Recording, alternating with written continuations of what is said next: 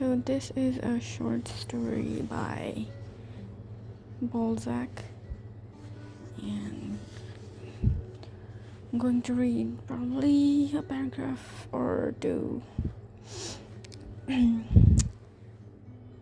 Verdugo, the title.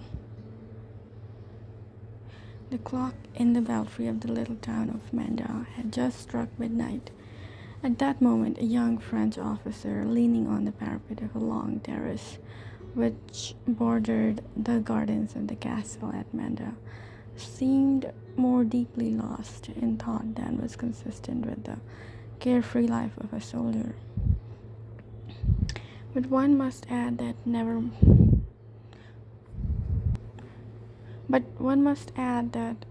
were time, place, and night more suited to meditation.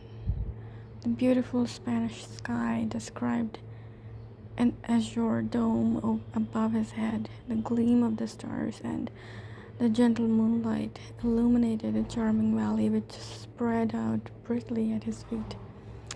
Leaning against an orange tree in bloom, the battalion commander could see 100 feet below him the town of Manda, which seemed to be sheltering from the north winds at the foot of the rock on which the castle was built. When he turned his head, he could see the sea, whose gleaming waters framed the landscape with a broad band of silver. The castle was lit up. The happy commotion of a ball, the sound of the orchestra, the laughter of officers and their partners could be heard, mingled with the distant murmurs of the waves.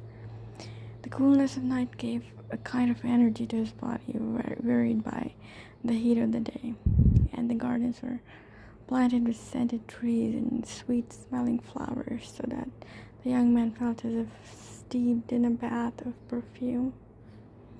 And the castle belonged to a Spanish grandee who at the time was living in it with his family. Throughout the evening, the older daughter had looked at the officer with an interest marked with such sadness that the compassionate feeling expressed by the Spanish girl might well have been the cause of Frenchman's reverie. Clara was beautiful, and although she had 3 brothers and a sister, his possessions seemed substantial enough to lead Victor Merchant to believe that the young lady would have a rich dowry. Okay, those were 2 paragraphs. I could read more.